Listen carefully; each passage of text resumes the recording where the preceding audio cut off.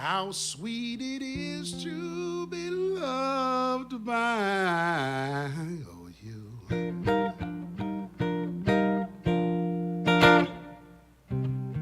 How sweet it is to be loved by you.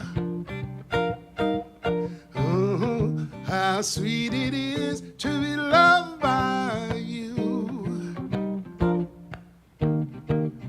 Needed a shelter of someone's arms. There you were. Well, good evening, everyone that's tuned in tonight. Longevity John here, your host, Dr. Ted Cadillac on the lights, camera, and sound. And Mr. Bill Levity as the host of the most for the actual flow, for the love of words. He's the one that came up with that whole thing, didn't you? I don't remember. Yeah. For the love of words? Yeah. Mark would like if we drop the F. But for the love of words. Sure, that works without the moniker. If we drop what? S. He doesn't like the flow, the association with... what is it, Mark? He just wants us to be low. Low. Flow. Hey, I don't know if you've noticed, Right, what? but over on the wall now, I changed that. That's a new Oh. picture. Who is that? That's my grandmother. Oh, wow, that's cool. It Somebody's is. grandma should be over the fireplace. Well, it should be because she's one of those ladies who in Toronto had a parking spot at City Hall till she was 92, until she passed wow. away.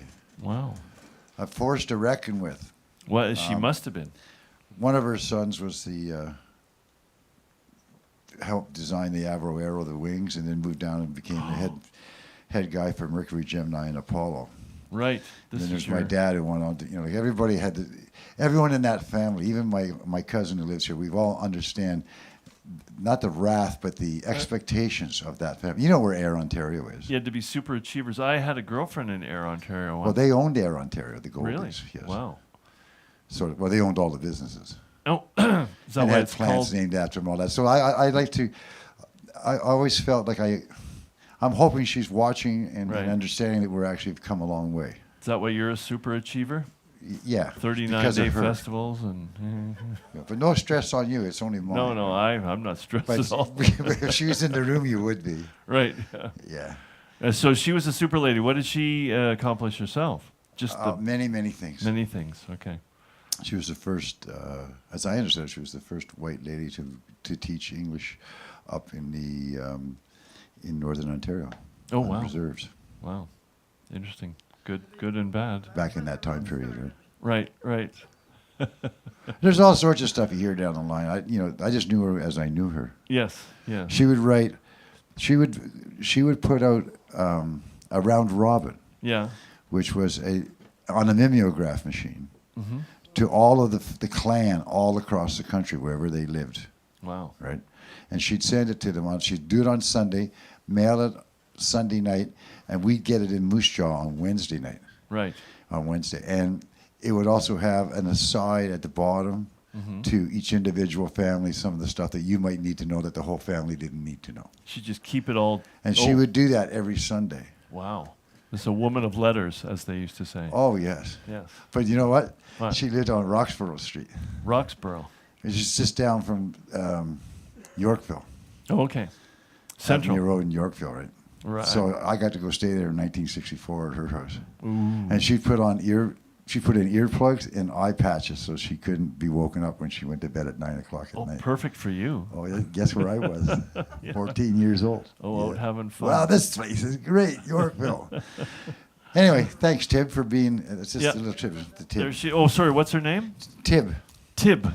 Yes. Anyone that trusts me, anyone who came in contact with her, not trembled, but were aware that you were being. Formidable is the word, maybe. Maybe that's a good one. Oh, yeah. But you were always under scrutiny. Oh. So right now you're under scrutiny. It's your show. Have some fun. Oh, thanks a lot for that heavy weather. Not going to faze me. I've been under scrutiny my whole life. Scrutineers, that's a good word. So one of our missing members, I thought, so people were saying, where is John, new John? And I said, I don't know. Maybe somebody should call him up or write him a letter, but we miss him, and tonight is Flo, so maybe he will show up, you never know. And he says, thanks for asking, Bill. Not tonight. It's a long, sordid tale of death and disease and mental unease that I haven't written down. So not much to say. That sounds like a lot to say. Best I can say is something happened when I got COVID and the whole social interaction thing became something very difficult for me. I spend my time caring for my 95-year-old mother and maintaining my sanity. Ooh, the combination of which could be tricky. Still writing and playing music, yay, but performing is off the table for now. We hope we'll get to see him. Thanks again for sending a note. Really appreciate it. Say hi to everyone. That's from John Hadfield. Hi, John. And I miss it too. By it, I presume he means you guys. And it. What's that? Is he the taxi man? Yes, that's John Hadfield. Yes. I said, I'm glad you're still writing and keeping your wits about you, just wanting you to know that we have not forgot you and we miss you. Take care of yourself, big brother. Do you mind if I read this note tonight from you? He said, no, that's okay. They will be glad to hear news of you. I said, keep your spirits up. It is a great thing that you do, taking care of your mom, and not easy all the time, I'm sure. Short version, Ma went to the can, fell, and hit her head on the wall. Oh, dear. My mother did one of those. Went to the hospital. She picked up norovirus. My sister came down with it next day. I got it the day after. Ambulance to emergency as I was severely dehydrated. Got 2 bags of saline in me and sent home. Such are the dangers of home care. Nobody told me there'd be days like these. Nice. Reference to who? Ah, quick, Ted. There you go. That's from John Hadfield. Yes. We missed you, John. My contribution was you almost made me want to smoke today when you said that about just going for the sake of adventure. And my God, is that, how free is that? What are you, gainfully retired or something? I seem to envy the retired. How many of you are retired here? Oh my God, see the envy just pouring out of me. So yeah, I wanted to smoke. And then I thought, no, you little chicken, just take your 12:30 p.m. beer and put on your dungarees and walk it off. Right, put that ugly rat in the feral rat cage. I've been having rat problems lately, very exciting winter. And all the fancy... the cat's lazy, he just sits there. He sits by the fire and luxuriates. He does not he does not catch the rats. But anyway, I've caught 2 rats in a feral cat cage lured by peanuts. And then you have to go out and kill them, which is very... you take them out in the woods and shoot them with a BB gun. It's just, it's real man stuff. Sexy handyman stuff. That's right. You can slit their throats. Well, you'd have to pick them up to slit their throats, Helen. No? That's intimate. Yeah, shooting is less intimate somehow with a BB gun. That's why it happens so often. Right. That's right. People shoot their loved ones. That's right. Okay, I'm glad we're off to a good start. Killing rats in the woods. Every sip of water or juice you can tell is a beginning. Your house slipped away, the one with the circular driveway. You dreamed of it when you were 5. You built it out of dirt and sand and rock. It was all Lex Luthor. It was Frank Lloyd Wright. Before you knew the 2 poets, that's as close as you got. There's no use crying over broken glass, these unrealized dreams. Just take a sip of your fizzy water, get your life back, 1 glass at a time. I said love, but the thirst was bigger than love. Even desire was bigger than desire, which burned like a dead flame, an exercise in which I throw my leg over and give a lazy caress. Oh, boredom, yes, it's hard for you, my love, and the flame is cold. Ah, not as a sodden mess on the floor, our love waves goodbye through the window. It's a full moon goodbye. That's the saddest kind of goodbye. What's going on tonight with the planets? What? Having a parade. Their planets are parading. All right. Oh. But we have to be up high. Well, how exciting. Oh. Hey, you made it. Hey, you made it. Oh, good work. The dove in resplendent rebirth rises from the beach at dusk, Hawkins' cheesy fragments dusting the pale blue-white feathers of her cheek, and in her mouth a roll of toilet paper, its tail trailing off in the breeze. There she carries her hopes and dreams and functions like a midnight mass, a pagan moon worship. Its vegan delights It's a meat lover's fantasy as the dove carries all, a symbol of peace and love, humanity bonding in one sweet grain of cheesy dust. There you go. Wow, what a crowd tonight. Who would have thought people would like to come out and read things to other people? That's just the oddest thing in this day and age. Deb, let's start with you, because you are stalwart and you're used to this exercise.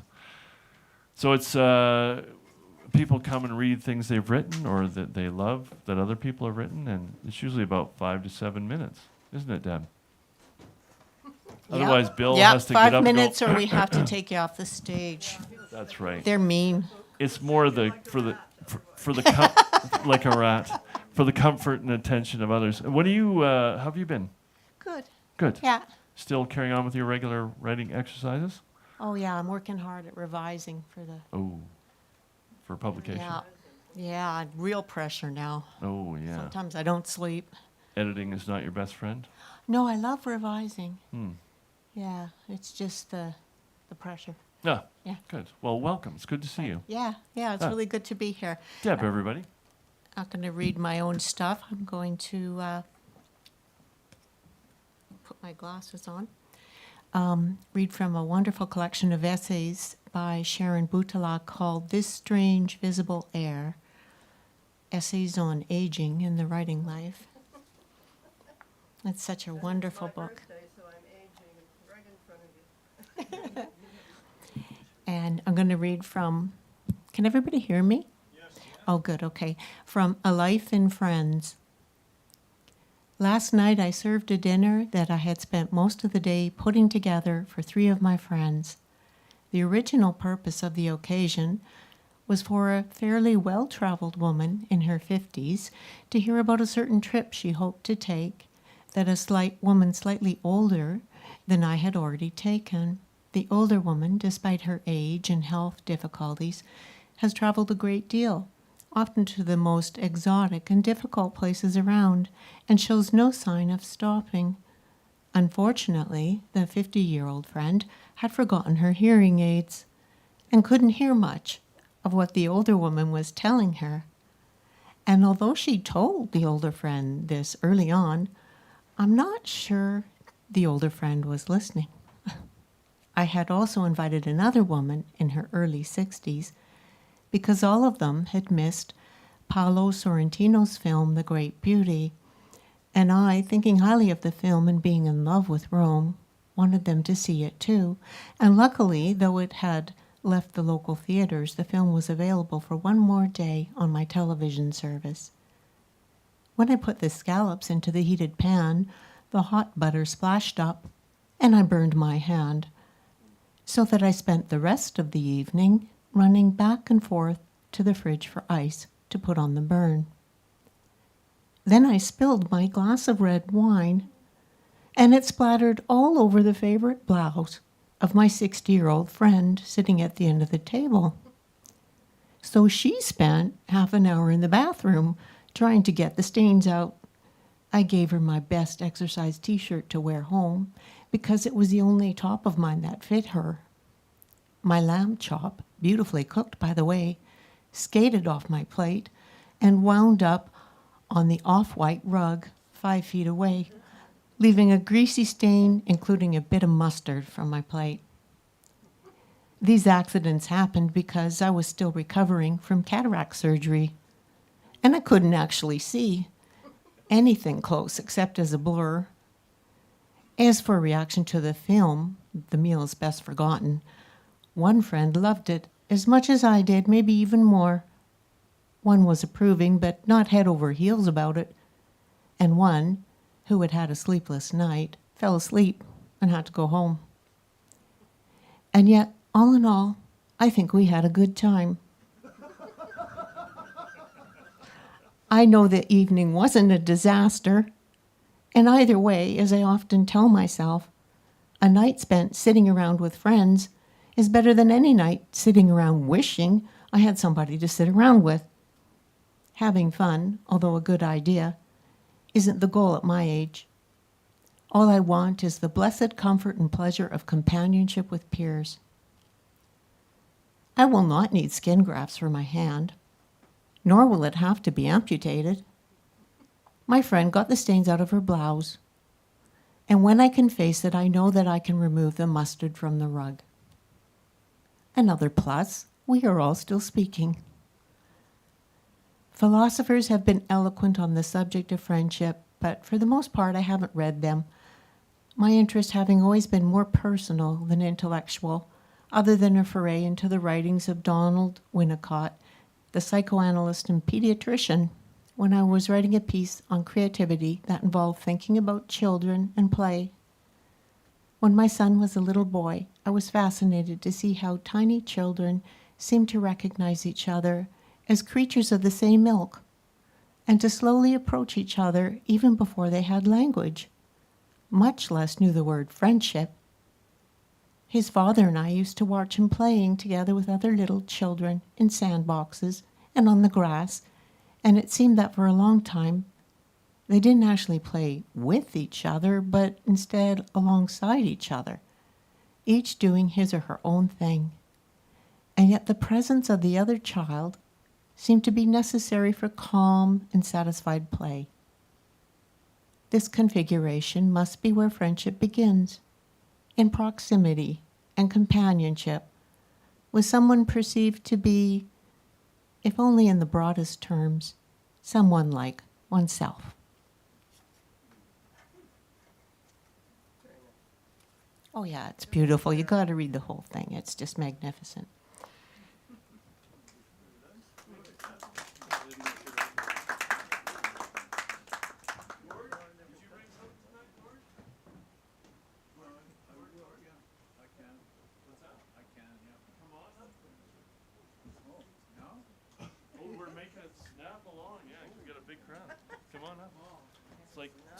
Timing is everything.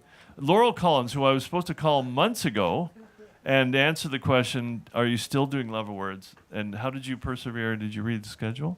Well, you got it on something other than Facebook, so I could. Oh, good. Good. Apologies for not calling. Bit of a hermit lately, like many people. Come on up, sir. Now, Gord, I've been enjoying when I watch the other Tuesdays where they do music. You do lovely songs as well and tell stories. So it's good. I'm glad that you came out for this evening. Can everyone see this? The bag? Yes. Welcome. Yes. The world needs more cannabis. Canada. Oh. Canada. I knew somebody would say Canada. What's on your mind, Bill? Well, thank you for having me. And the other day, I ran into somebody who wanted me to bring this old friend of mine, John Merlo, back to the stage. And he wept and wept and wept, asking me, begging me to bring him. But so I decided, well, I would try. And John Merlo wrote a book called The Wine Writer. Now, I had something marked up here to read, and I've lost it. So, I can see a marker up at the top. maybe that was it. Oh, no, that wasn't it, but we will.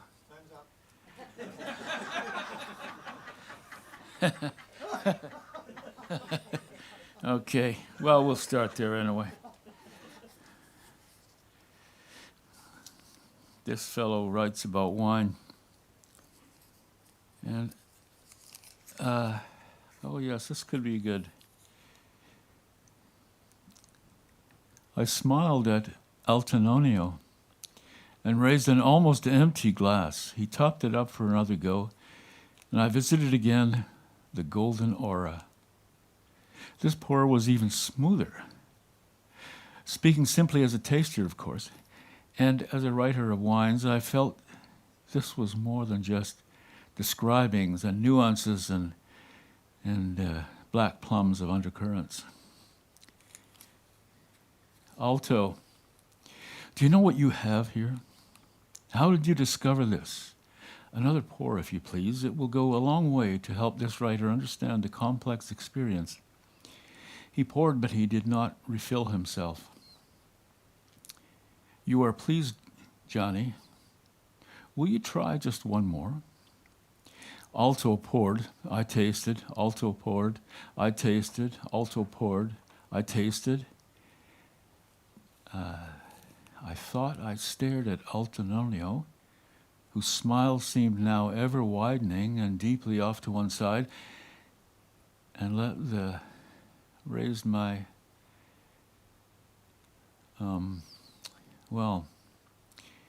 voices a long way off, muffled. From where? Was that Osmondo Leo? Who is he talking to? Not to me. In my hand, a flute, empty but for dregs. How did it get there? Why did it get there? I sniffed. Flavanines of Oleander touched my memory of her song, Oleander. Where was I? Why was I reclining, resting on one elbow? The voices argued, perhaps. One sounded like Osmondo Leo's. The others seemed familiar, too familiar. Yes, it was Altononio's. Was he speaking Italian? Was Osmondo? My mind strayed. Where am I? My mouth said to me. Walls of stone and mortar stood close about me. Hello! Walls, I thought. They were rough, cold. My head ached.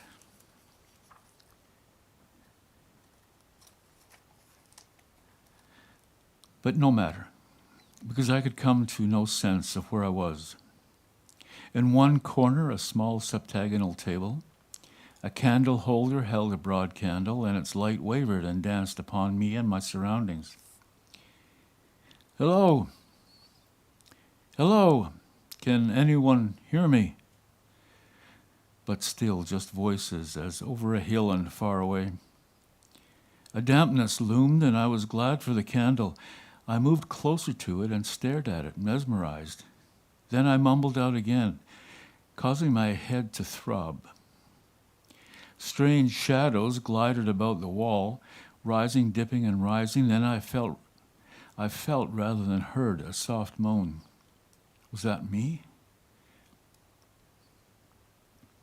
Something touched my left elbow.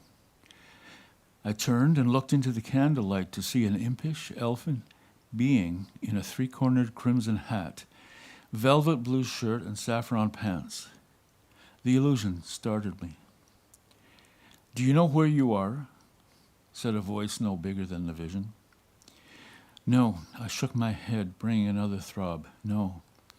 Well, then you will find that far corner interesting.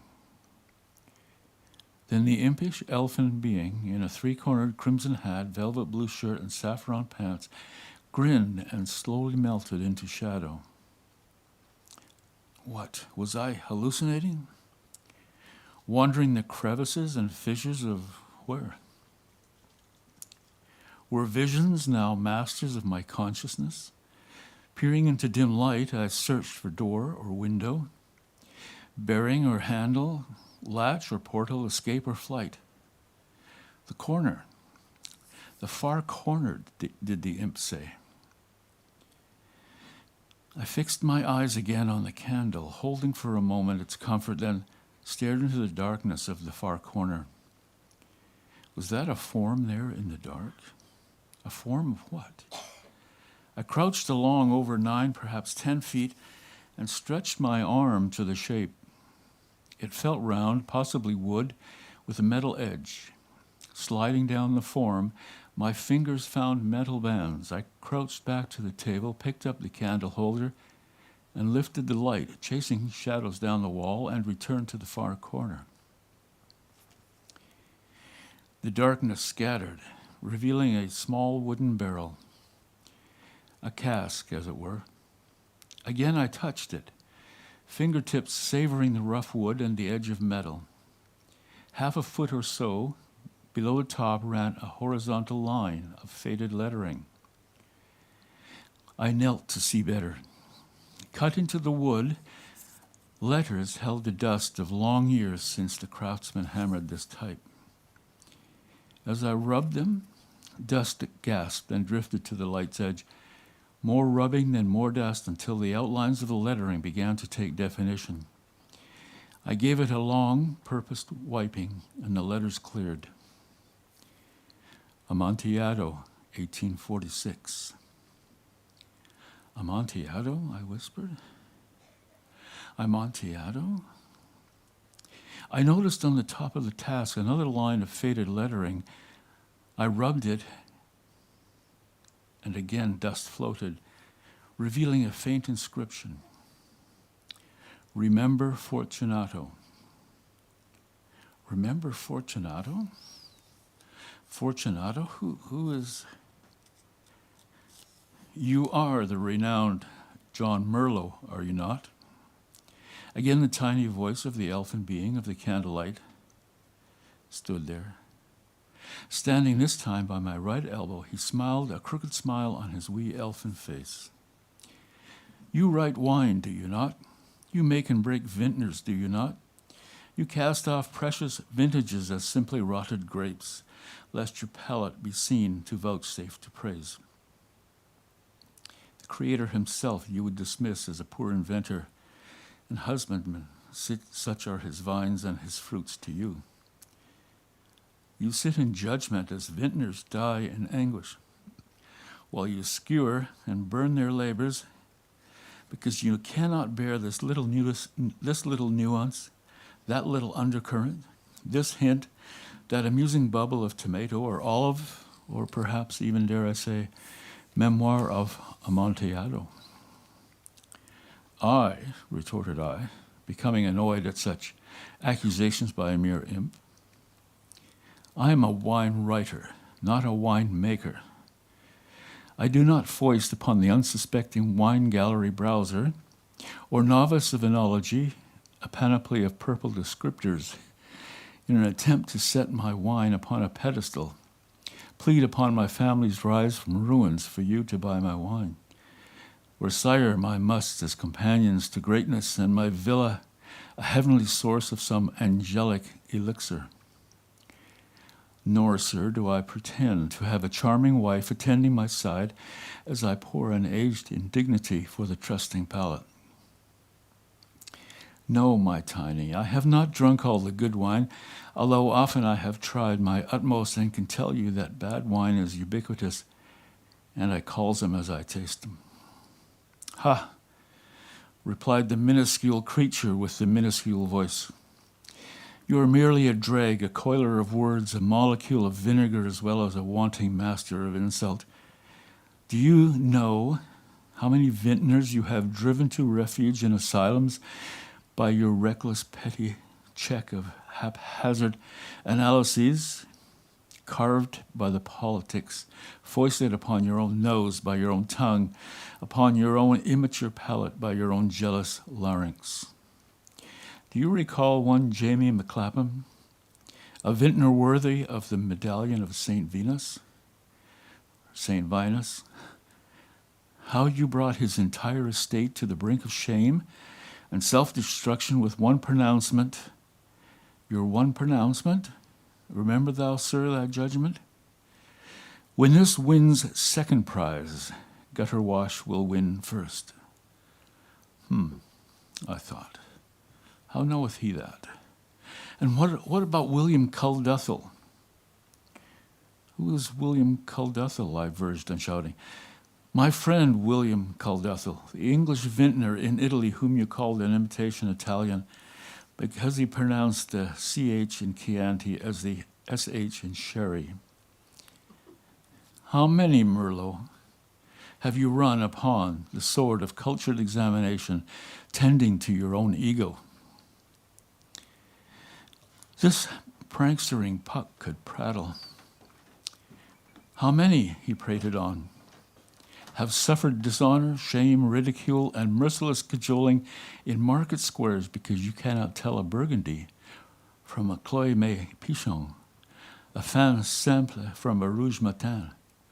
Are you afraid, Signori Merlot? afraid. Pardon? That was great. Thank you. We just have to move on. Oh, sorry. Okay. Yeah, give me the boot.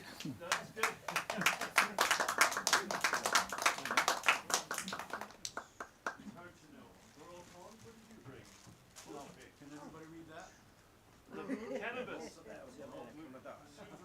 The world follows Canada. Come on up, Laura. I don't know if you want to try these stairs, maybe the side. Thanks, Gord.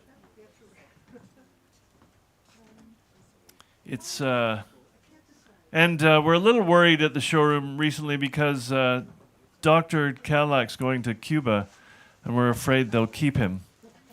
His resemblance to Fidel and all that. Yes. Oh, yes. Make your way. Oh. How are you? Good to see you. Okay. A couple of things before we start. You want a couple of things? No, Okay. I want to say a couple of things. Oh, well, I could get off then. 'Cause well, welcome. One's about rats. Okay. Oh, or rats, yes. Yeah. You don't have to kill them, folks. You don't? We found a new thing. We always tried it. 4 parts baking soda to 1 part Parmesan cheese. Ooh. You leave that out in little dishes for them all Yeah. night. I think it gives them a really bad stomach ache. I heard that does kill them. The I don't baking know if soda or it kills something. them, but Yeah. anyway, They're gone? for the first time in 40 years, Wow, because you've had, as we know. as I say, 40 years. Okay. Okay. Baking soda. Welcome. But Good to thank see you. Sorry, folks. I'll try to be brief. But there were a couple of things, but I guess I'll read this one. I've got a choice, actually. A bit of narration or a poem. Which would you prefer? No.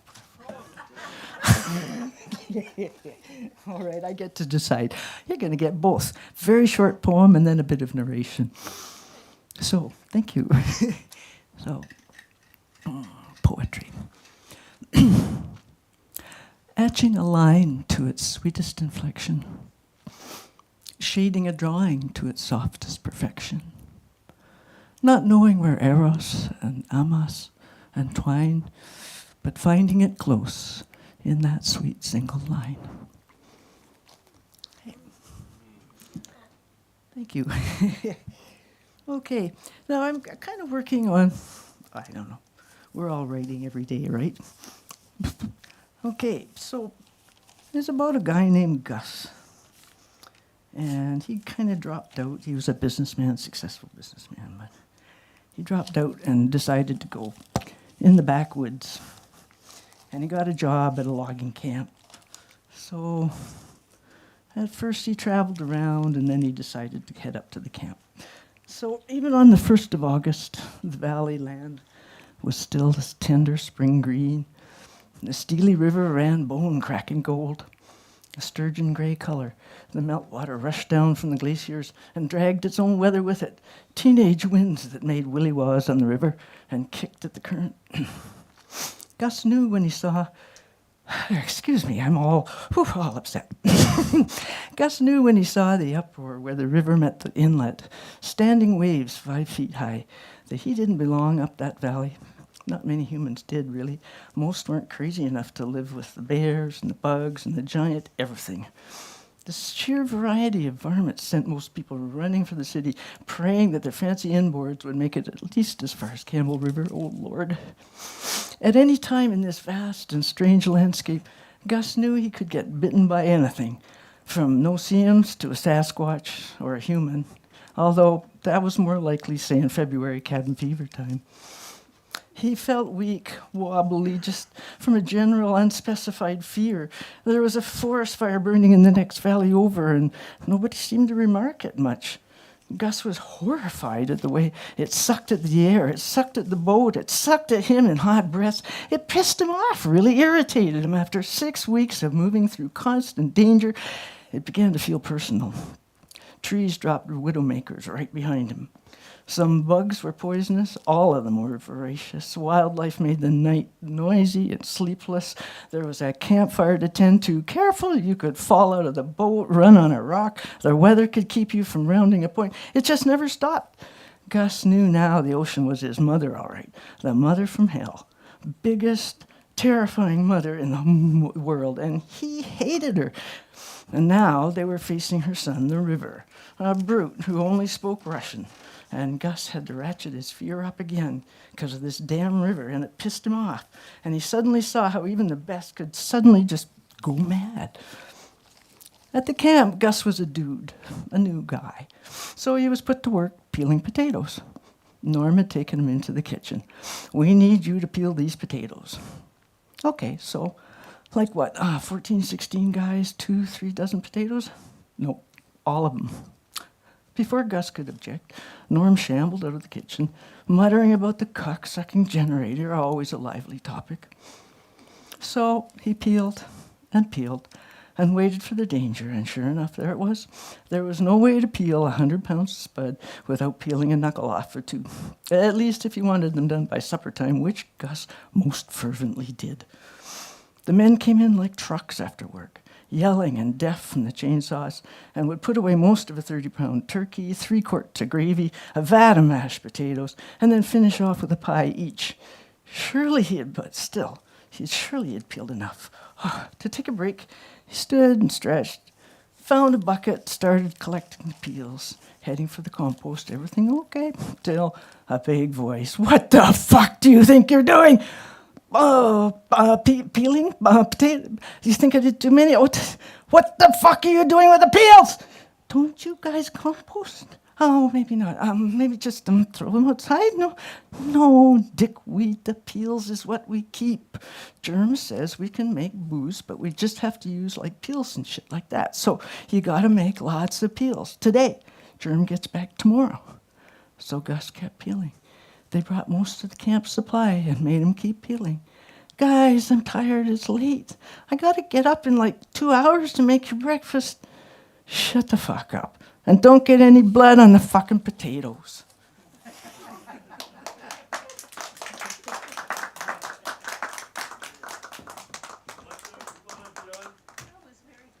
Don't get blood on the fucking potatoes. Mr. Mowat, come on up. Oh, he knows Laurel. Wait a minute, we're interrupted. All right, well, John, are you ready? And you know Laurel. Oh, in a few minutes. Bradley, come on up. Bradley is a frequent visitor to the musical dress rehearsal Tuesdays and plays a multitude of instruments. And he's come to share, which I always encourage songwriters to come and share their songs, or as read, poetry. And he's a fancy dresser. What's your last name again, Bradley? Kerr. Or, well, I'm on stage now, so it's Bones. Bones. Bradley Bones. And Welcome. because I play the trombone. Bones. How are you guys doing? Well, it's really nice to be here. It's a little different not having an instrument between in the crowd, but here we go. Yeah, so I'm a singer-songwriter, so I have most of these are songs that I've written, with a couple just sort of spoken word things, I suppose. Yeah, so I'll start off with one that I usually start off playing. It's called Reduced. Well, the future's the futures, and the past, and presently life's a gas, expanding outward, floating, progressing, confirming, doubting, and second-guessing. We can say quiet, we can scream and shout, but nobody knows what it's all about. We can discuss it at length or start a fight, but as always, one side is never right. We've been reduced, reused, recycled, mentally diluted or emotionally trifled, poked and prodded, twisted and torn, given life buried, then reborn. I've said it before and I'll say it again. Looks like the beginning, looks just like the end. And a piece of advice to you, my friend, get used to the same shit all over again. Well, the future's the futures and the past. I'm gonna take control, I'm gonna kick life's ass. I'm not slowing down, I'm moving fast. This time's around, I'm built to last. We've been reduced, reused, recycled, mentally diluted and emotionally trifled, poked and prodded, twisted and torn, given life buried, then reborn. Okay. This one's called Man Like a Beast. Treat a man like a man, he remains a man. Treat a beast like a beast, he remains a beast. Treat a beast like a man, he becomes your best friend. Treat a man like a beast, he's your worst enemy. People like you and me, in society, we struggle so hard, we wonder if we're free. We wonder why some turn to a gun and a knife. We wonder why some even take their own lives. My eyes are closed, I can't see. all the bullshit that's in front of me. Why can't the world just let me be? As we pave the road to our own lives, making side trails to avoid the pain and strife, we're sometimes left with our own device as the world squeezes on us like a vice. Gotta stay positive in your own mind. Try to leave all that pulls you down behind. Another day, another dime, another grind. Gotta focus forward cause there ain't no rewind. My eyes are blurry, I can sort of make out what all the fuss is all about. It's time to scream, it's time to shout. Treat a man like a man, he remains a man. Treat a beast like a beast, he remains a beast. Treat a beast like a man, he becomes your best friend. Treat a man like a beast, he's your worst enemy. My eyes are open now, I see what almost caused catastrophe. This time you ain't gonna fool me.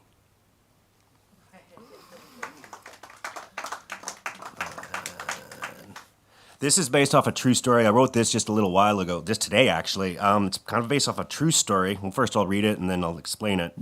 And yeah, it's just you don't cross a writer because they'll find a way of getting back at you.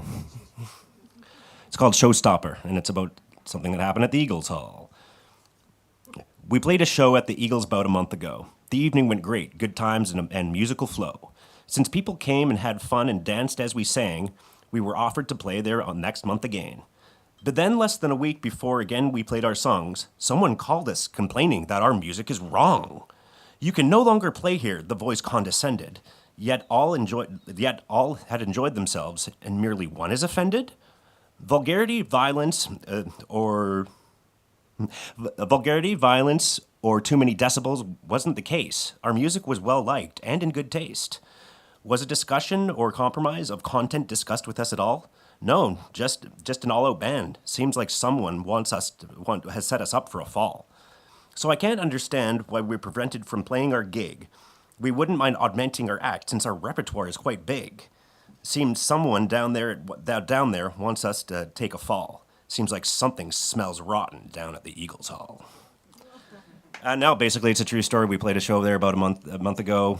Lots of people came. These are our friends who came to see our band play, right? And you know, there is a multitude of stuff. Some of the stuff was softer, some of it was harder, but there's no vulgarity, swear words, no violence or anything. Everybody had a great time. They came here to see us play, and we were given a second night, and then somebody said for various reasons that we couldn't play again, and it's still unknown who or exactly why that is, but I'm going to get to the bottom of it because I am a member, so it's not going to end. No, we're not just going to back down from this one. It seems to be discrimination and bullying, so... Thank you. Yeah, you don't want to make things complicated with a well-educated punk rocker who's been around the block who just happens to be smart as hell. You will lose this battle.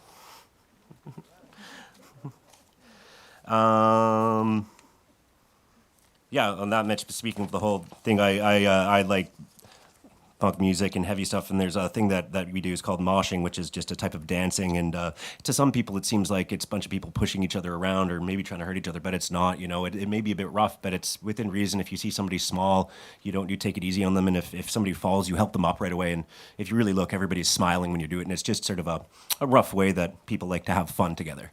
So this one's called the mosh pit. Let the speakers roar, wash over your anxiety. Purge into comfort through chaos. Rhythms pounding my ears out, body slamming against me. I'm thrown to the sticky floor like a hefty rag doll full of lead. I make sure to land on my back, extending my arms to my fellow animals as I do so. And then I am scooped up and catapulted across the dance floor, squashing minions in my wake. Next, I receive an inadvertent fist to the cheek, followed by a boot to the head.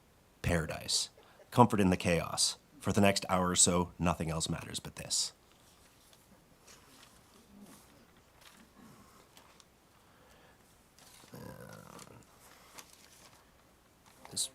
One more? Okay. Well, then this will be Destroy the Evidence. I have a solo act called Destroy the Evidence, and this is a song called Destroy the Evidence, and this sort of explains what it's about.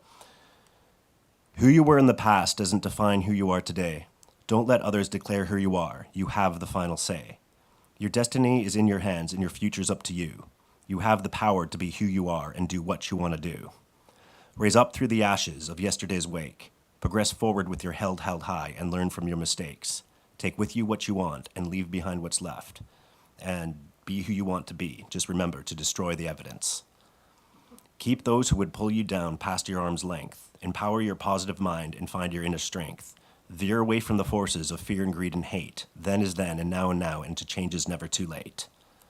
Intoxicate yourself with good vibes and energy. See past all the judgment and the powers that be. Let good living be your high and the music the lubricant. Then no one can deny you upon your mission you yourself have sent.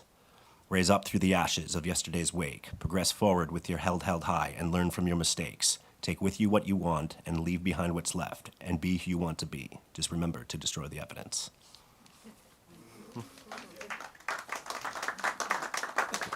That all? Whoa, well, Thank you very much. Thank you, good sir. Yes, I'll be a little hard on you tonight. The trick with so many readers, of course, is to retain attention of the audience for the last reader as well. So don't take it personally. Come on up, John.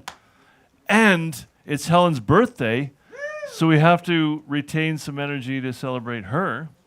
Wouldn't you say, Helen? Yeah, sure. She's going, all right. Okay. And John is back from Ontario. He goes back and forth, and we're happy to have him back, and he's been helping the Mercury players as well. Welcome, good sir. Good to see you. Thank you very much, Bill. Good to see you as well and everybody. Yeah. Laurel Collins and I met, I think, I'm just calculating, it was about 35 years ago. I'd been working on the mainland with an immigrant and refugee serving agency, and I was over here at what was then called the Silver Bridge. I don't know what they call it now, but, you know, the hotel that's right down by the bridge in the river. Yeah, all right, good, thank you. These places change names, anyway. So I was over here on a sort of a heavy-duty conference, and then with some of my conference mates, we were sitting in the bar and having a probably very serious conversation. And there were these people in another table just across the room who were just having a great time. They were yucking it up and singing and laughing, and I thought, boy, those people are having a lot more fun than we are, so I went over and sat with them. And Laurel was one of those people. So thank you very much, and it's a great pleasure to see you again. Yeah, and her brother Tim and I have been friends for quite a long time. Tim's one of these adventurous souls who wanders around the world and lives in what we consider very remote places, and finds wonderful communities there. I'm going to play with this machine and try to figure out what I'm doing here. I'll just try to talk a little while I'm... I thought I had this thing open. Sorry about that, folks. I'll try to blab a little bit about what I'm talking about. This is all about home, is what I came up with. I had some other... I like to read what other people write, because I find some... Oh, good Lord, what happened? Sorry. Time's up. Must be getting close. There we are. I didn't lose it this time. Good, got it. I've got the thing. As Bill mentioned, I've been roaming around a bit. I'm not going to be back and forth between here and Ontario as much as I have been this past year. It's too much. But we'll figure it out. So, right back up to the top here, please. About a year ago, I sold a property here in the Cowichan Valley where I'd lived for over 25 years or so, and loved it. But just seemed like about time I was going home again. It might be something to do with my age, I suppose, advancing years. And I grew up in southern Ontario, and something I really loved about being there, among all times of year, but especially was the winter snow. And when I first moved out here, I really missed it. I thought, what happened? we didn't have winter. And when I first, I bought a small property in a little village called Barry's Bay in the Madawaska Valley. And when I got there, I was talking with neighbors, and I asked them what winter was like, and they said 40 below and 4 feet of snow. Oh boy, there you go. So this first piece is, however, about my home up the Cowichan Valley. And this is something that, I think at the timing right here. I'm just going to read what I wrote here. I'm not sure that the time and the years are exactly right, but that's all right. 25 years ago this coming summer in the Cowichan Valley, I put my name to 5 acres of what the real estate listing called bare land, but which in truth was living soil over rolling terrain, nurturing a bounty of living things, a wealth beyond measure. Let's go there, then, together now. Mixed forest of cedar, fir, maple, alder, and cottonwood, underlain with deep carpets of mosses and ferns, lichens, and mushrooms strange and wonderful. Wildflower meadows changing their colors week by week through the summers. Deep year-round ponds, lush wetlands, a three-season creek booming with the powerful rush of West Coast winter rains, and a small year-round spring fills the hole left by the roots of a fallen tree, where cattle drank in summer when all else around was dry. Eagles and ravens, barred owls, pileated woodpeckers, hummingbirds, robins, quail, and countless other birds passing through in the seasons. Dragonflies, damselflies, butterflies, bees, wasps, spiders, and beetles of so many kinds. Elk, bear, deer, and occasional cougar. Raccoons and rabbits, ducks and muskrats in the ponds. And each spring choruses of countless frogs in every direction in the wetlands surrounding the little hill that was built by a glacier, 10,000 years ago, and where almost 25 brief years ago I built my small cabin. Through the years since then, having built fences and gates, terraces down the south-facing slope to the creek, raised garden beds for vegetables and berries, planted trees for shade and for fruit and nuts, had wells dug and drilled, installed tanks and pumps and laid pipes for irrigation, built and filled compost bins, wheelbarrowed tons of mulch to cover the garden and keep water in the soil through hot, dry summer months. A workshop, a small barn for a woodshed, and a garden shed made places for work and for storage. It all became home, my home in the woods. And people came. And some stayed and shared in the work, the enjoyment, and the bounty of this peaceful place.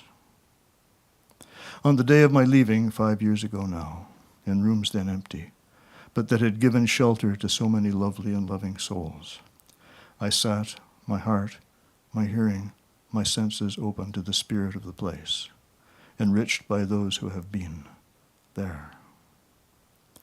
And that includes the four-leggeds living among us.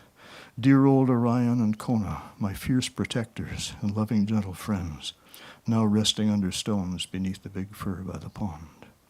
And then young Daisy and Little Bear playing in the snow. With my name no longer on this land, it has passed into the care of other gentle souls. And I sit now here with the rest of the world before me. An open road, an open sky way. And I recall a line from a poem written in another smaller cabin, on a mountainside, in a younger phase of my life, in another quiet forest. In love I'm born, no journey.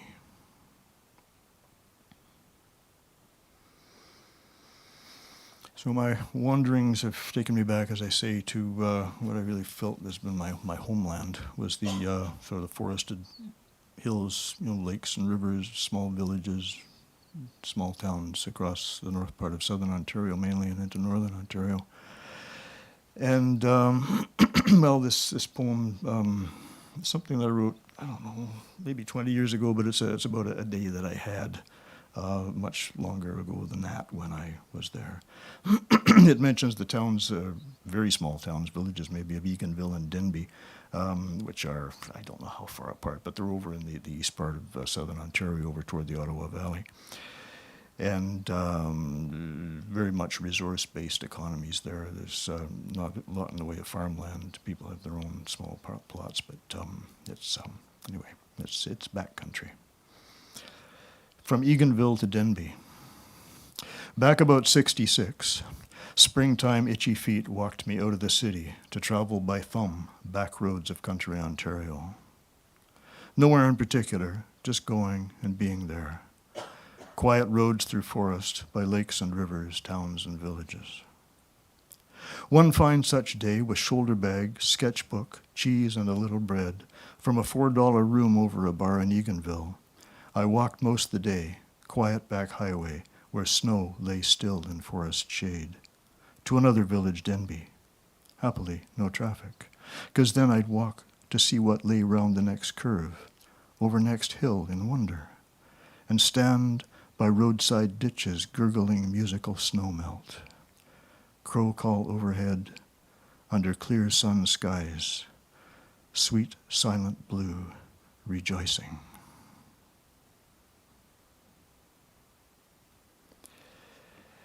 And so after all those years, I came to my little house in a village called Barry's Bay in Ontario on the Madawaska, in the Madawaska Valley, close by the Madawaska River. And as I mentioned, something a great delight and joy for me in Ontario winter is the snow. When you get these wonderful days where you get fresh snow, and then the sky clears and you have a deep blue sky and bright sun shining on the snow, and it's very beautiful being outside. It's so peaceful and clean. Clear. It's just wonderful. And the light from that snow, the sunlight reflected from the snow into a house, has a wonderful warming effect on a house. So I was sitting one morning just recently in my little house in Barry's Bay, looking across the road at a snowbank that was, I don't know how high, 10, 12 feet high, where the plows had cleared the road and left it. And a beautiful, clear blue sky up above, and the sunlight shining in my kitchen window. As I said, I was sitting at the kitchen table by the window. And so I wrote this. In Holy Communion, as I eat, morning sunlight from brilliant white snow under deep blue skies shines in through my windows. I take the flesh and the vitality of many plants to become my flesh and my vitality. I am thankful for the blessing. Thank you.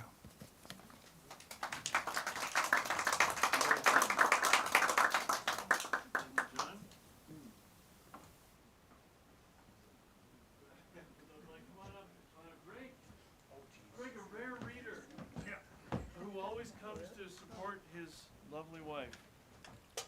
And we wait with bated breath to see what you have brought. Greg, a great camper. We saw them in Whitehorse this summer. No. So Deb always bothers me that I should come up and read, and then I never know what to read. So I thought I'd do something original, and so I had 45 minutes to do it.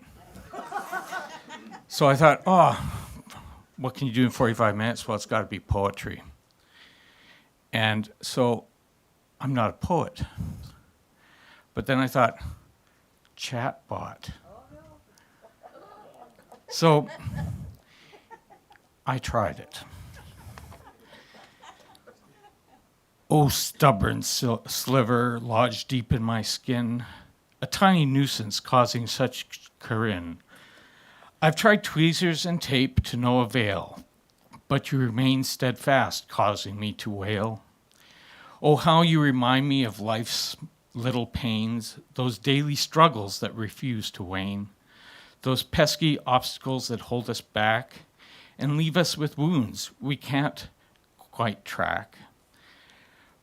But though you may be small, you have a might, a lesson for us all in how to fight, to preserve through the discomfort and the pain, and not give up when things don't go our way. For though you may be a sliver, you hold power, a reminder of the challenges we may cower. But with patience and resilience, we can overcome and emerge stronger with lessons learned and won. So here's to you, stubborn sliver lodged within.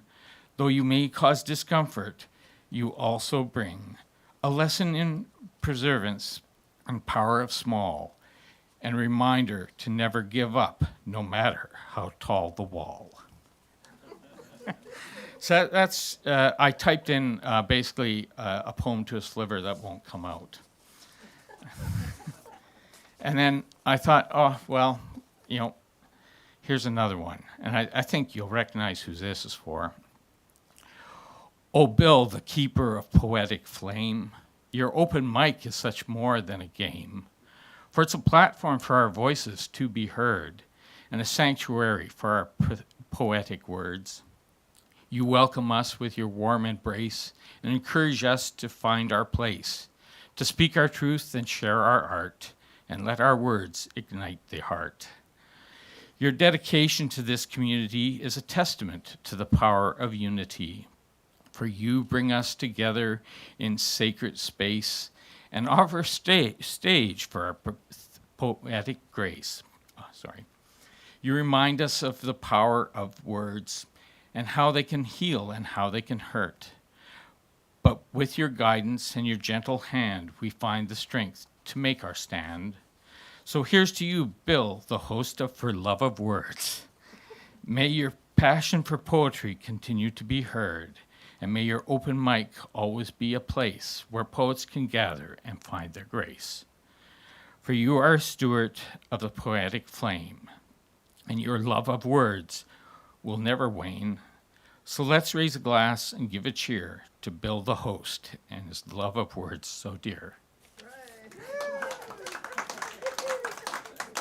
And then there's another dedicated individual that I put this in, and I think people will recognize it right away. There once was a man named Byron who arrived when no one was eyeing.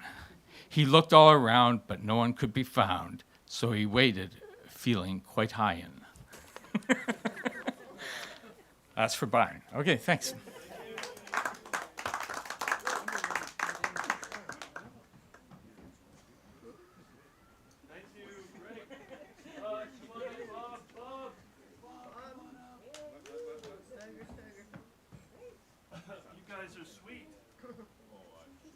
I've been immortalized by chatbot. What is that, Greg? You type something AI. It's AI, man. Yeah, and you type in, you ask it to write a poem. I asked Yeah. it to write about a poem for Bill, Right. the host of For Keep Love rolling, of Bob. Words. What did you say? Specifically, what did you say? Bob, this is your gap to get up here. For Bill, the host for Love of Words, open mic night. Oh my God! And did you have to give blood, or was your pulse taken during this process, or And then I asked for a limerick. biorhythms? Thank you, John. When no one was here. Wow, that's great. So we're all what's that word? Expendable with AI. No. That's the lesson. That's the lesson. We got AI. Good day, Robert. Can you make it not rhyme? Could it be not rhyming? Yeah, maybe. Well, you got a limerick. Thanks, John. You did get a limerick, yeah. So you had some control over the form. Here is an original person who cannot be replicated by AI. Bob Nation. That's because I never write anything. I just read other people's stuff. So does anybody know Kim Goldberg, a poet? No, never heard of her. She's published 7 or 8 books already. She lives in Nanaimo. She's an avid bird watcher. I should have met her by now. But she's got a new book out called Devolution, and it's serious. Devolution is the opposite of evolution, so pretty well everything in this book, I think, are kind of surreal views of the end of the world, the climate crisis, the crush, the horror. But she does it very deftly. I haven't read the whole thing yet, so can't comment too much. But she's well established, and she writes some interesting stuff. I took one that wasn't too serious, I think. Well, none of it's too serious. So, I'm borrowing some time from my wife. Helen's not speaking tonight, so I get her 4.5 minutes.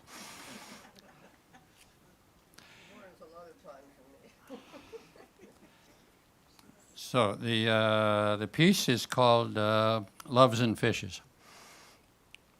You got that, eh? Loaves and fishes, loves and fishes? Okay. A salmon walks into the fishing derby and says, "Give me a 2-seater. "Why, mister?" asks the attendant. It's kind of dark here, I'm sorry.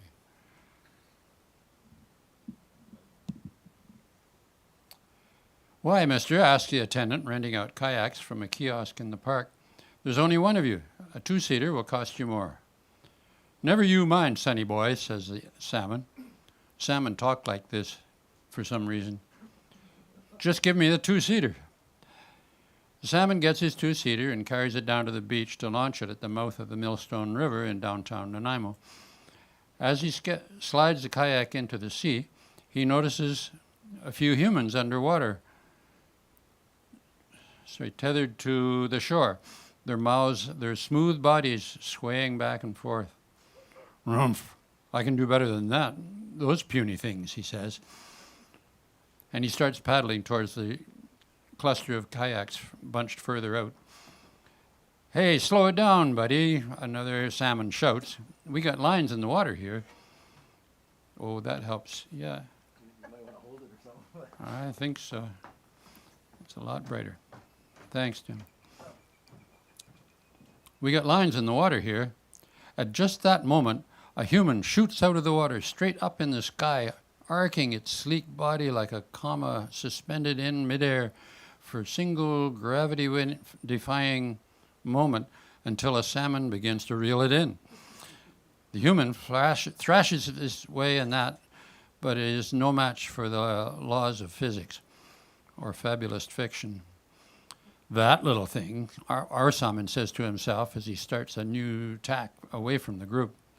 "Stay within the marked boundary, sir," blares a voice over the megaphone. It's a kiosk attendant, who is naturally a salmon.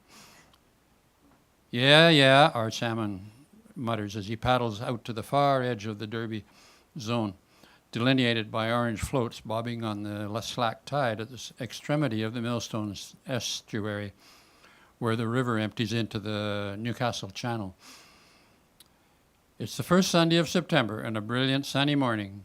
Away from the group, our salmon reaches into his tackle bag, takes out a houseplant mister, and spritzes his entire body with a 10-to-1 mixture of water and extra virgin olive oil. He then angles his body to the sun, just so, causing his scales to flash and shimmy like a Vegas showgirl. Sorry, don't make me laugh. Salmon have kept the Vegas tradition alive in their tenure at the top of the food chain.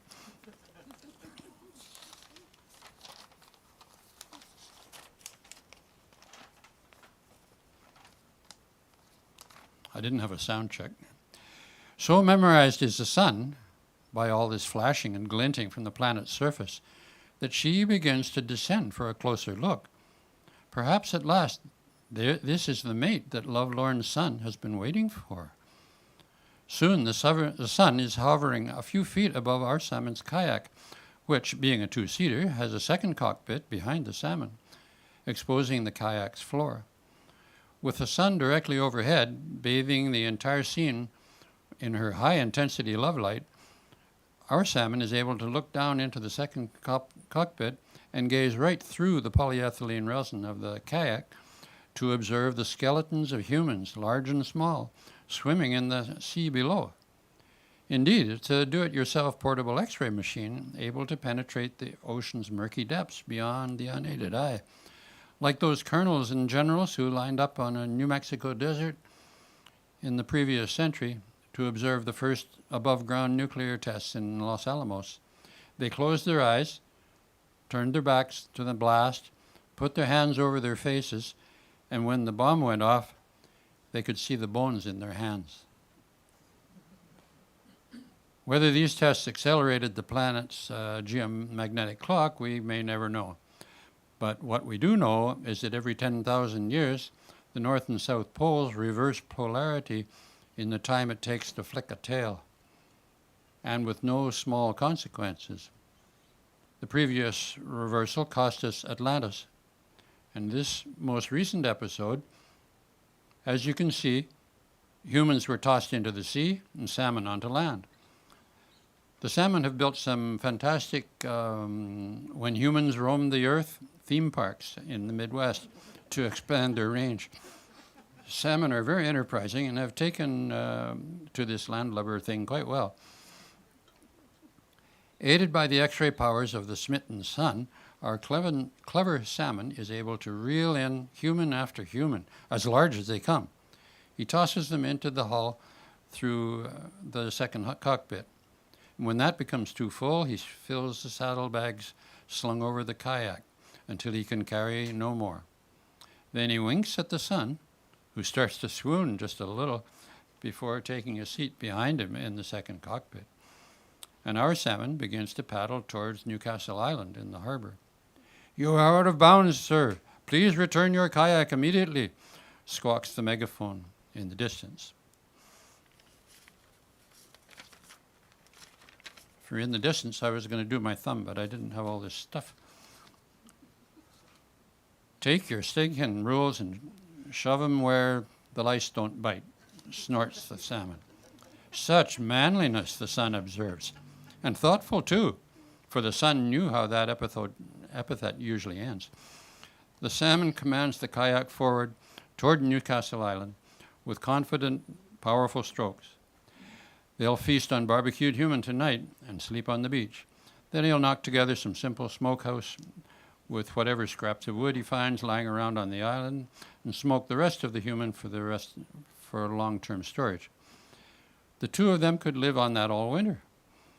He could build them a little cabana out of driftwood, hit up passing boaters for free martinis, a friendly poker game or two, trade smoked human for a bag of weed, and if they get cabin fever, he can sell the meat for cash and head to Vegas with his radiant lady luck.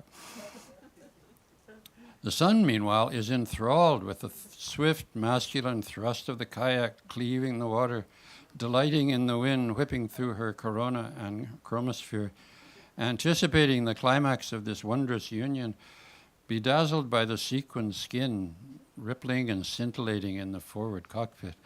Each tiny scale, a bursting, flooding, brimming world with no beginning and no end. Who says dreams won't come true? That's Leaves and Fishes by Kim Goldberg.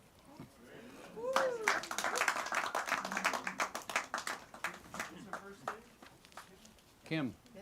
K-I-M. That was wonderful. Interesting. That's good poetry. Whoa. Kim Goldberg. And an ornithologist like you. A bird watcher. Are you not so active with your bird watching anymore, Helen? You guys don't go out in your dungarees and... Well, Bob he looks keen for birds. Looks keen for birds. Mark, come on up. They say it's surprising that a man who knows such alchemy with butter and flour could know alchemy with words as well. Do you find that amazing? That you could be, it's the dark arts, that's right. Welcome, sir, good to see you.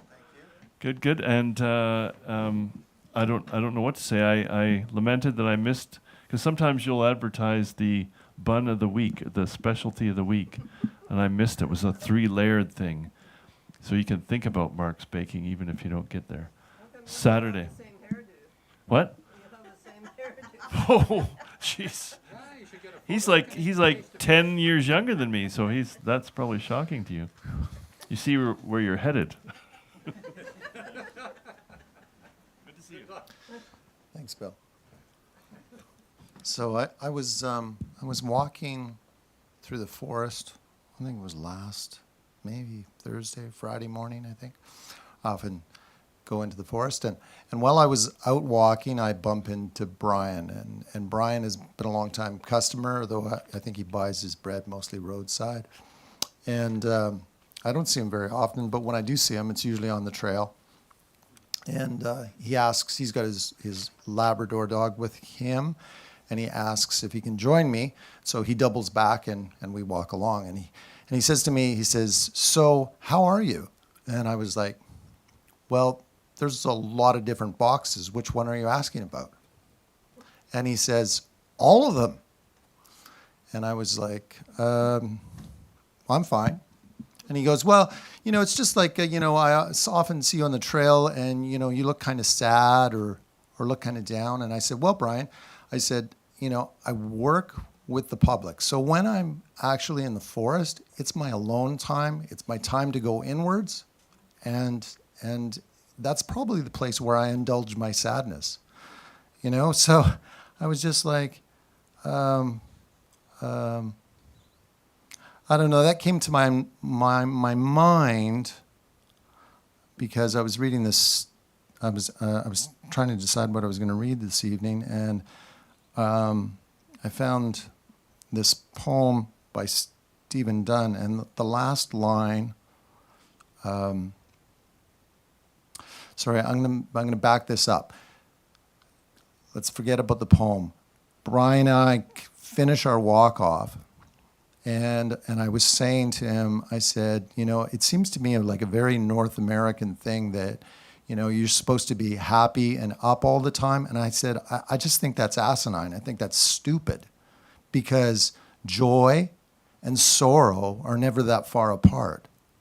I think Khalil Gibran said that sorrow is your joy completing itself. And I said to Brian, Brian, you're married to Lynn. I said, you're like 70 years of age. One of these days you're going to wake up, Lynn's going to be dead. Or you're going to be dead. And you've known this all along, and it's a challenge that you're going to have to face. And there's part of you that's like, how can I get over this loss? I'll never get over this loss. But you will. And the process by which you get over that loss is rather mysterious. And my answer to it, from a writer's point of view, is that it's a series of small moments. But anyhow, this Stephen Dunn poem had just a glimmer of something on the end of it tagged on that I thought reminded me of that, of getting over stuff. So this poem is called Loveliness. Years ago, when I was rotten with virtue, I believed loveliness was just a face, a flower. No underside to it, no dark complication. Sometime later, I was sure it couldn't be more than this. A group of us singing, "We Shall Overcome," hands joined, 1968, the double elixir of anger and conviction, making us gravely intimate. But I've felt the loveliness of a fine moment, passing into the moment that follows.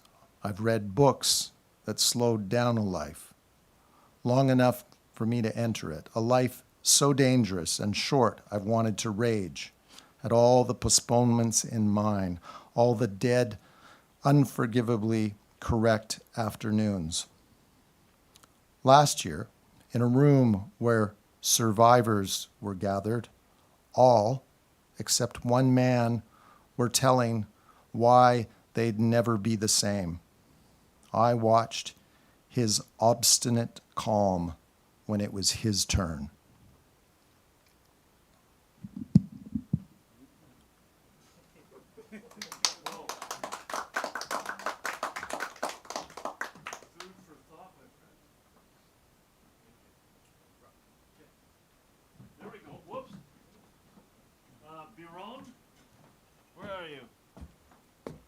Man who last month fought his way through 6 feet of snow to get to the door of the showroom, and no one was here. The door was locked, I know, and the furnace was off. And so dedicated was he that he slept on the sill of the door till this very night. Didn't you? Or something like that. Well, we have 2 pair of glasses. Whose are those? Those are nice. Not Bob's or... What? Yours, those? Okay, and these?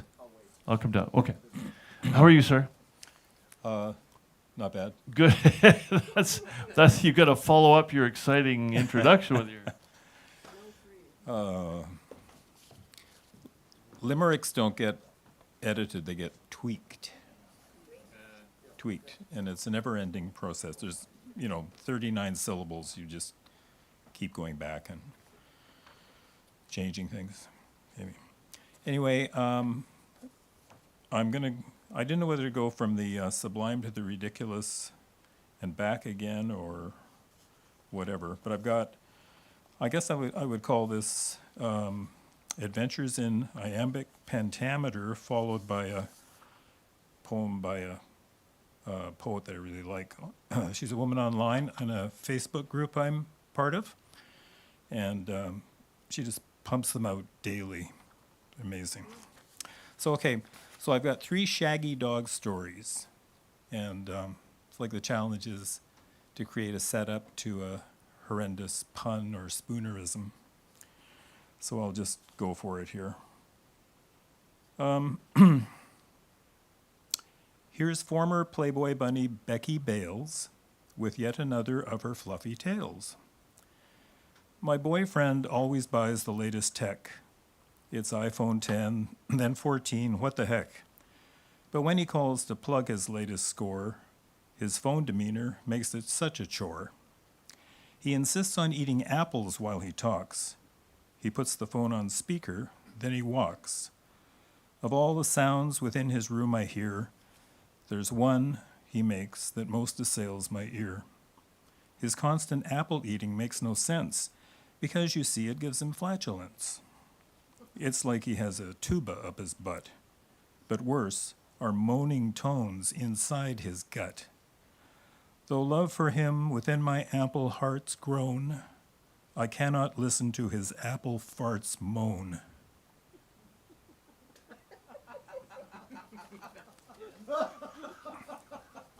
Okay.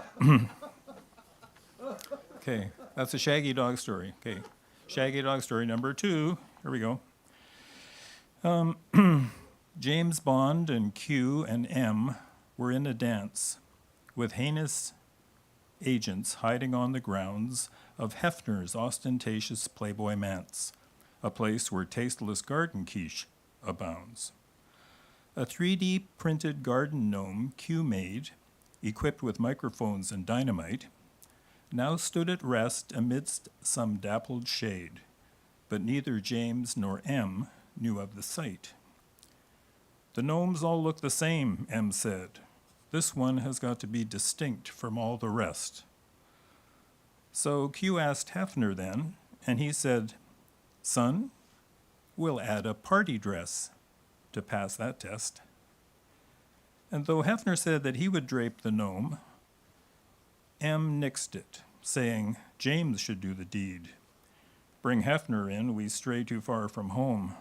Besides, with James Bond here, we have no need. But James refused, and thus began the scrimmage.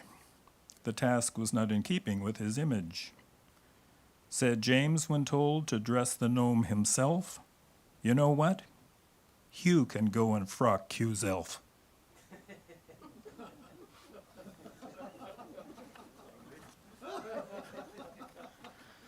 Okay. Shaggy tail. If there's any questions, okay. Shaggy tale number 3. To Noah Vale, Noah Bales by Errol Nimbley. This one I credited. Okay. Young Noah, Korah's son, pursued his dream to be a commentator on live stream. Specifically, 'twas sports he had in mind. Alas, a job like that was hard to find, so Mother Bales had gone to bat for him and booked an interview where odds were slim. You see, the co-host's name was Noah too. The network feared confusion might ensue. When Korah heard their verdict to refuse, a booming no succinctly voiced her views. Though in debate a man could seldom trounce her, they would not take her, Noah, for announcer. So, shaggy dog tales. Okay. So, Adventures in the Iambic Pentameter. This is just a sonnet that I made for friends. It's framed in their little cabin. Ruxton Island.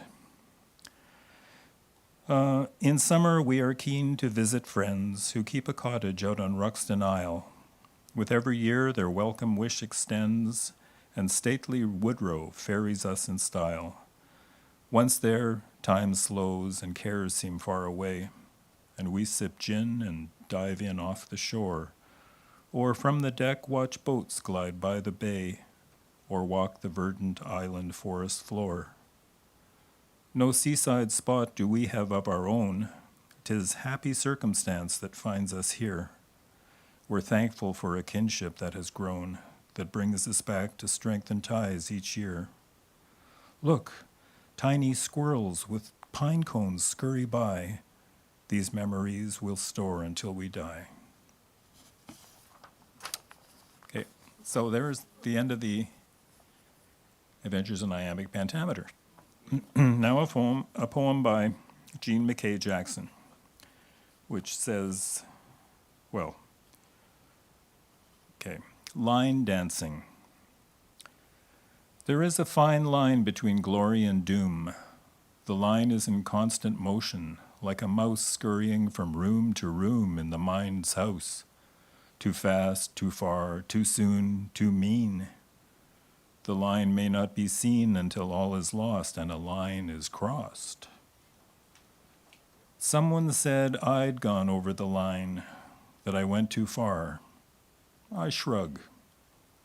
I do not mean to offend, but neither do I try to please folks whose outrage is a euphoriant drug. One might as well fall flat on one's face as lean over too far backward. In efforts to be clever, if you are afraid to cross the line, you may never finish the race.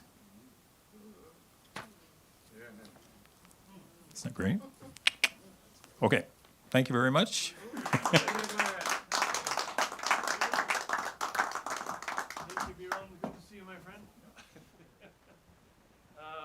Mark Stanley, he is so eager to come here. My legs bothering me. Have you? I was driving today. I have a driving job, and my bum was falling asleep. Is that just age? It was a good seat. There's no flesh on my bottom. I know I have Rohan to go. Have I missed anybody else? Helen, you did not want to read or say wonderful things about your life thus far? No, thank you. Okay, we can do that at the bar. And you, sir, did you come to read? Sorry, I'm pointing. That's very rude. Over the... no, okay. No, Rohan, I must say, when I came in the door, John said, there's a poet with a braided beard, and he's coming back, and I went to myself, that must be Rohan. And John also said he has a 20-minute poem, and I went, oh. And so we beg you to... Are you going to come and share something with us? I just want to clear up one thing. What? You're... Jazz. Oh, I'm sorry. I've known you long enough to get that right. I'm sorry. But come on up. And have an intermission? what? No, because you know why? We have food waiting for us at the pub, and we're going over to celebrate and drink beer. So that's why we're going straight through. And the length and breadth of the evening is such that it is. But do you feel like you could do an excerpt, or do you really? I can either do the 20-minute version, or I'll just give you the poems that are in it, which will be like half the time or less. That would be probably better suited to the evening, if you don't mind. Yeah. But I have to turn on my computer first. I know you take your poetry seriously, and we were so glad to see you. It's been a long time. Could we have a reading at the pub? Oh, we could do that. Well, begin and give us the beginning. How about that? And it's good to see you, by the way. I'll just give you the poetry. Okay. I mean, there's some poetry in the text as well, but Great. Okay. I'll just skip that for now. All right. How you been keeping? I got to turn this on. Okay. These things are always I'm offline and I'm off grid. Oh, it's weird, isn't it? Yes. You can tilt that stand if you want to make it so it doesn't fall off. No, mainly computer stand.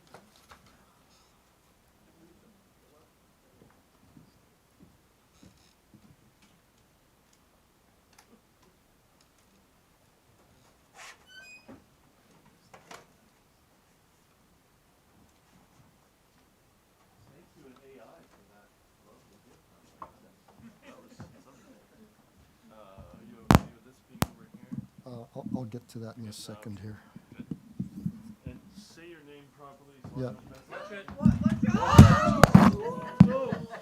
Take a photo. Doctor. I'm sorry. Oh. Everyone saw it but him. Doctor, are you still here? Are you in Cuba? Is there a doctor in the house? I'm here. The doctor is in.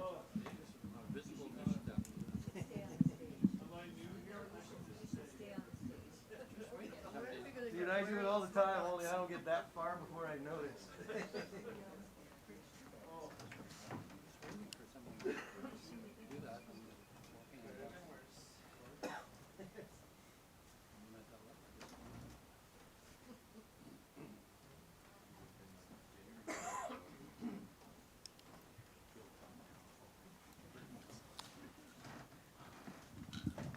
Okay, I'm Rojan, and I write under the name Rojan Zay. Rhymes with cabaret. And I'm a written word poet, not a spoken word poet. So having said that, here we go. If I can, you know, these computers, I hate them, but, so, we're getting there, we're getting there. We're getting there, come on, come on, come on. All right, this is called Gathering. The older I get, the less use I have for the internet. The more I learn, the bigger the stack of books I burn. Some things are not worth knowing. Some seeds not worth sowing. What does it really mean, this time in between?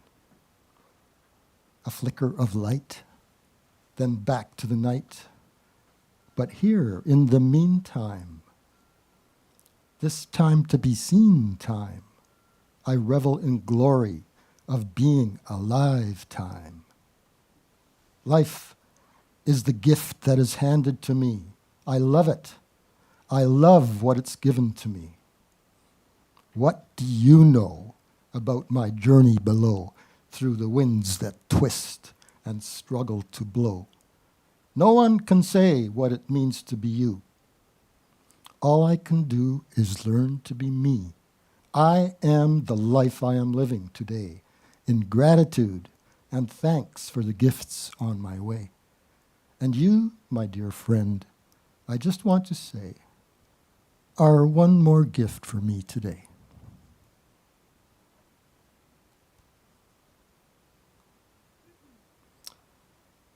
So what I was going to talk about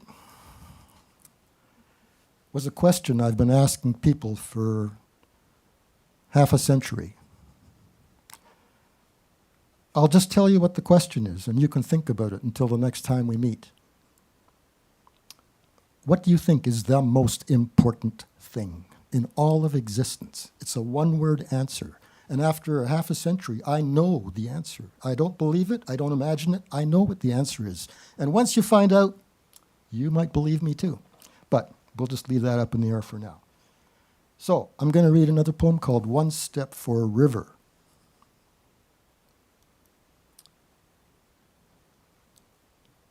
This is how the world looked then, mostly water, green and blue, edged by landscapes undisturbed, before all evidence of you.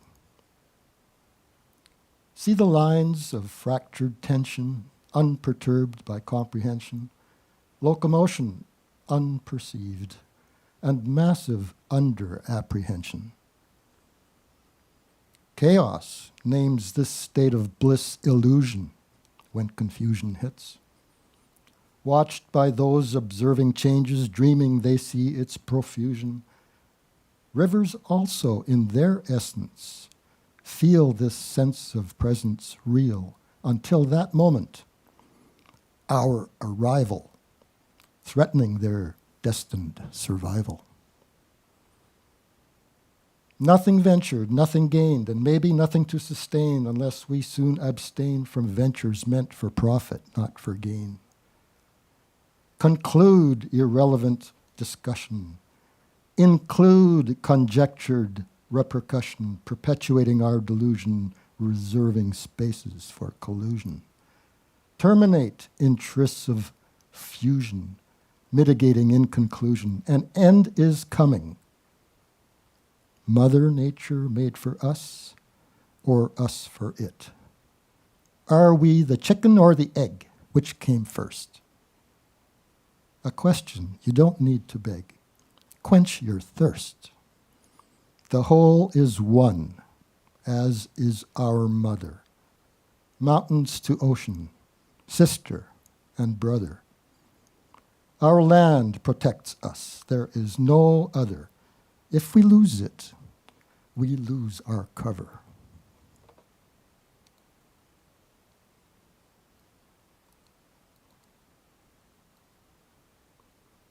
Okay.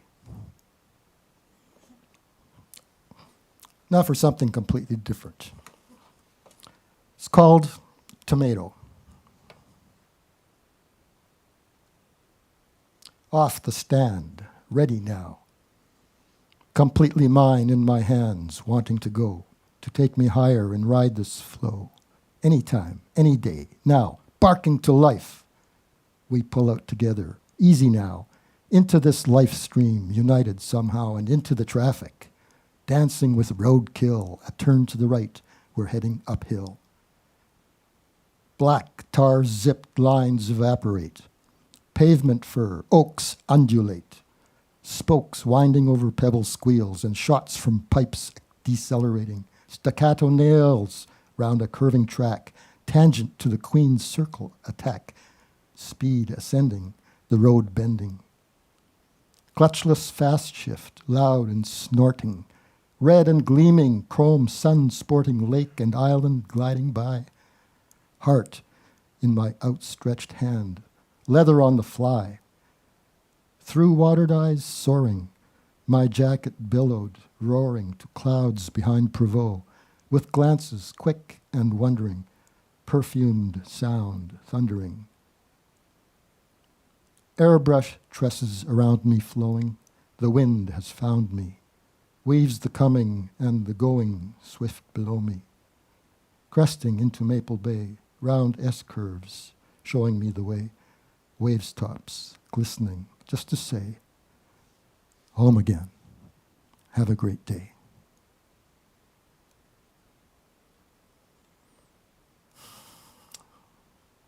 Have you had enough?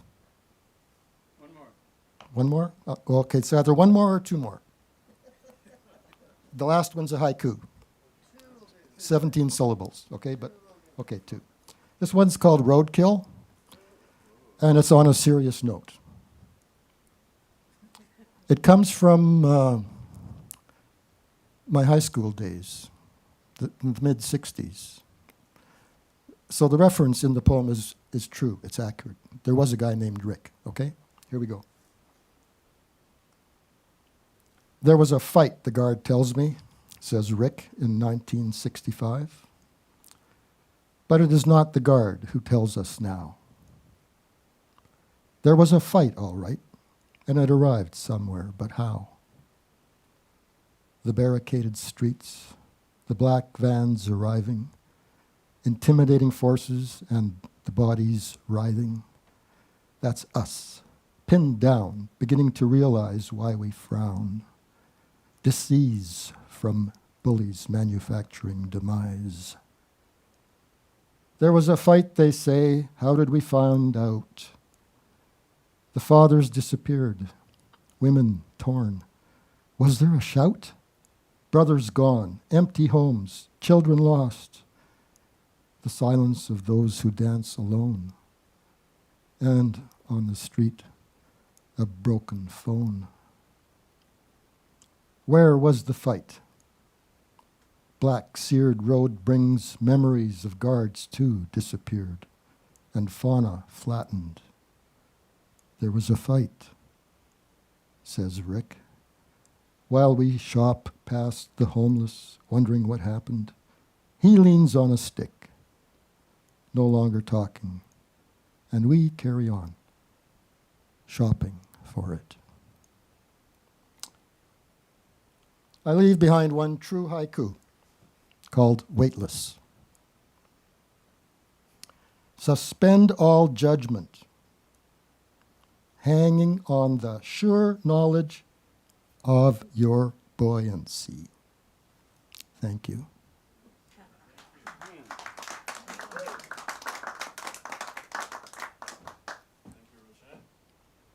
Now, if I can get this thing to shut down. Does the overall piece have a name? As a collective? Well, you can refer to it as the most important thing. Nice. So keep thinking about that. Okay. Good to see you. And to all of you, thank you very much for your contributions on this lovely night in March. And we'll see you next month in April, always the last Tuesday of the month. And we're headed over to the Brew Pub if you want to come and celebrate Helen and chat. So thank you to Longevity John and to Dr. Ted Cadillac, who's taking off for 10 days in Cuba and may join the revolution down there, but we hope he comes back. Thanks, Doctor. Thanks, John. Thank you. Good night.